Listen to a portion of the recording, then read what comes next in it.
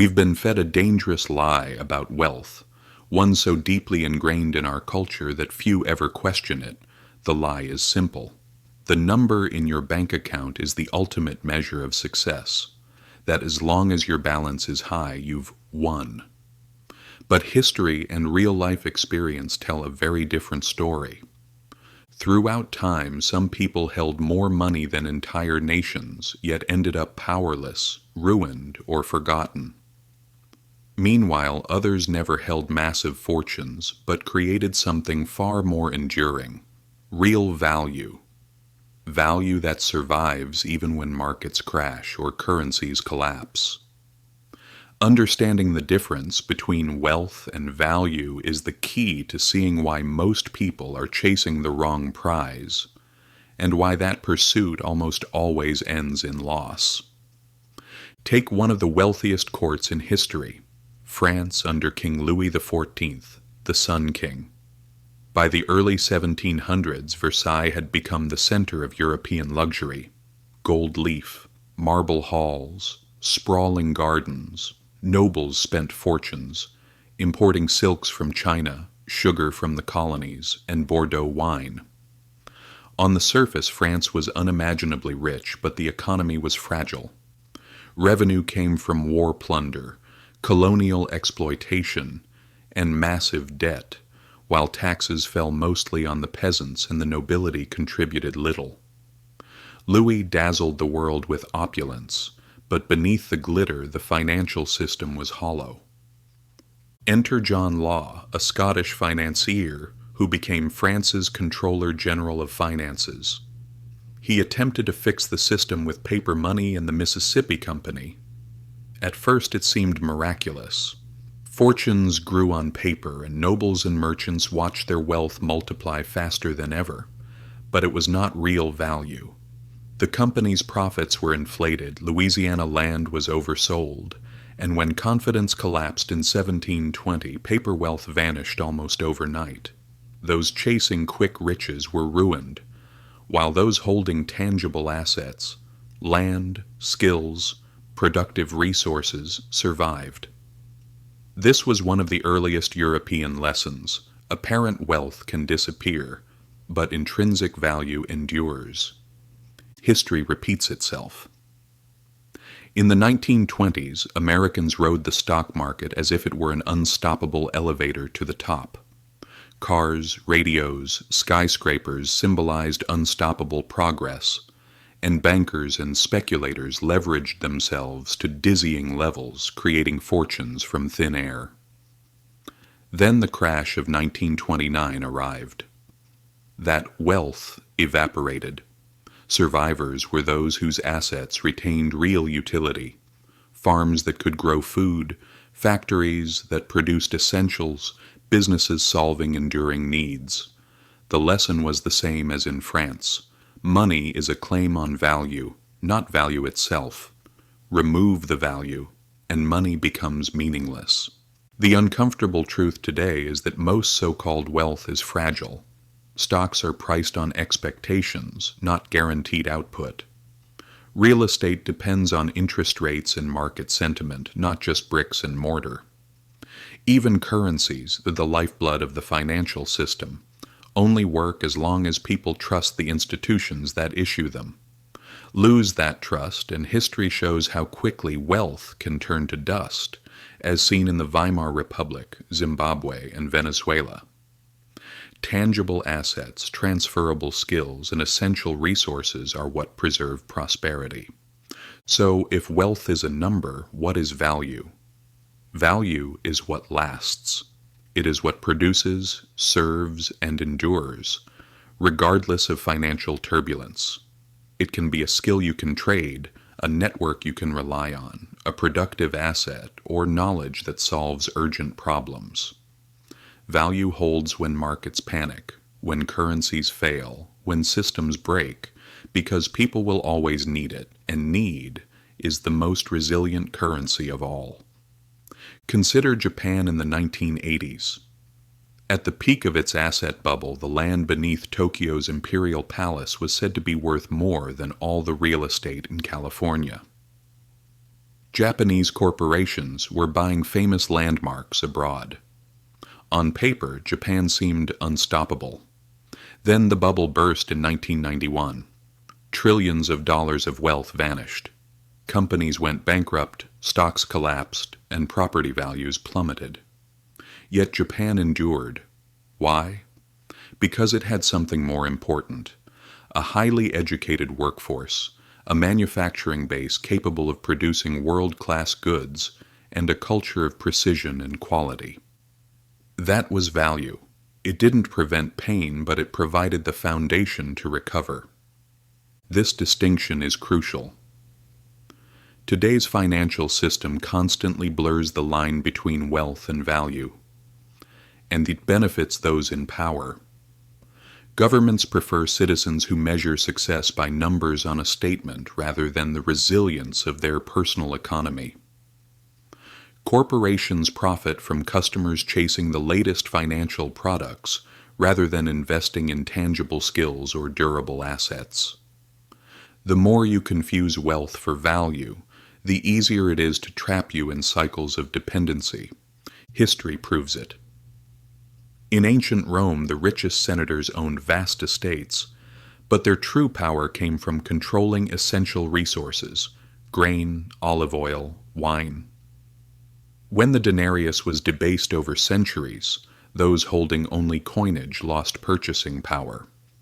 Those who held value in agricultural output, mining rights, or shipping fleets retained influence.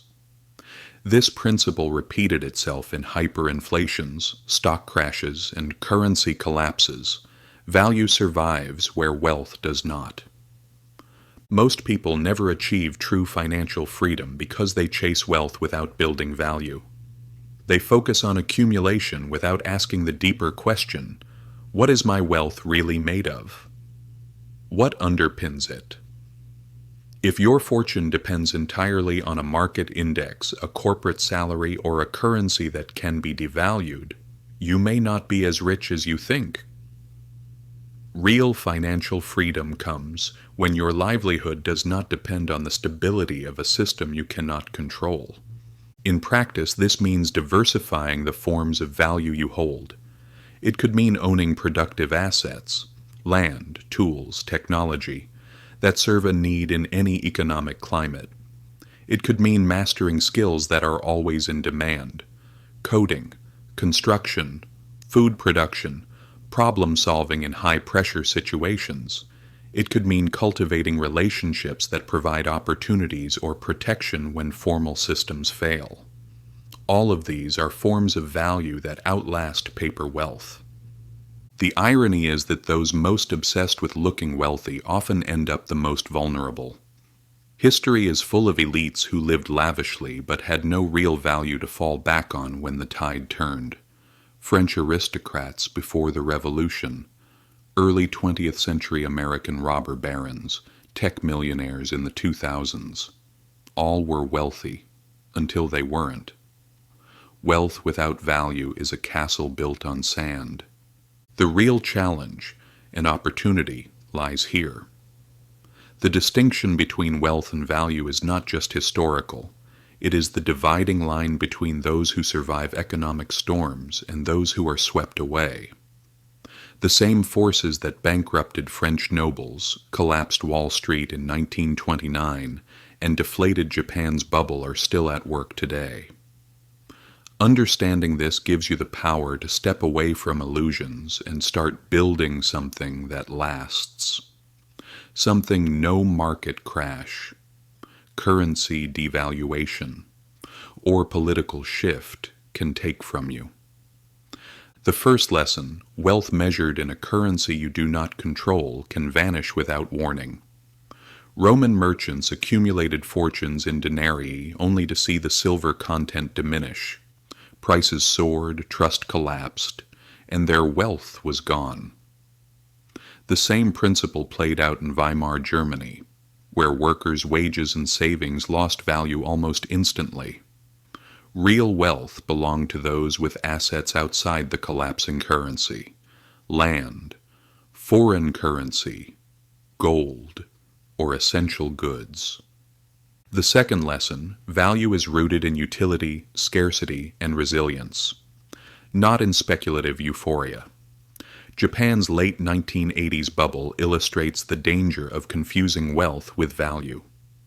Those who invested in enduring assets survived. Those chasing inflated numbers did not. For you today, this means recognizing that the house you own, the stocks you hold, even the currency you earn, exist inside a system that can inflate, devalue, or reprice them overnight. Financial education is not about memorizing terms from textbooks. It is about understanding the hidden levers of the system, how central banks, governments, and institutions manipulate prices. Ask the only question that matters: what will retain value if the system shifts? History provides the clearest answers. During the Great Depression, those who endured were not people with piles of cash. It was those with skills, productive land, and assets that generated real, ongoing value. Farmers, craftsmen, and adaptable business owners emerged stronger after the crash. Real wealth is self-reinforcing. It produces value independently of market moods. The trap today is that the system teaches you to equate appearances with security. A high salary means wealth. A large house means security. A booming stock portfolio means freedom. These signals are comforting, but dangerously misleading. When inflation bites, interest rates spike, or liquidity dries up, these same assets can drag you down. The 2008 financial crisis proved it. Millions of homeowners discovered their wealth was overvalued property backed by unmanageable debt. Where does that leave us? It leaves a challenge that is both personal and systemic. Personally, you must decide whether to chase the illusion of wealth or build the foundation of value. Systemically, you must understand that the financial system is not designed for your freedom. It is designed to survive, often at your expense. True financial freedom starts by stepping outside the mindset the system has conditioned into you. The goal is not to beat the game on its terms. It is to redefine the game so that your wealth is measured in value that cannot be erased by policy changes, market crashes, or interest rate shifts. Look at what has consistently preserved value throughout history. Productive land, essential commodities, irreplaceable skills, businesses serving enduring human needs, and stores of value beyond political manipulation. Gold in the ancient world, oil in the 20th century, intellectual property in the digital age. The pattern is the same. Those who own what others need cannot easily be dispossessed. That is the true definition of financial freedom: the ability to maintain and grow your wealth regardless of how the financial system reshuffles the rules. If you take away one thing from this, let it be this: wealth is not what you are told it is. The financial system thrives when you chase numbers because numbers can be manipulated. Value is harder to fake. Value resists collapse. And value, unlike speculative wealth, will remain when the illusions fade. Learn to see the difference, and you will understand one of the oldest and most dangerous lessons in economic history. Ignore it, and the system will crush you. Please subscribe and support me to keep this kind of content coming. Goodbye.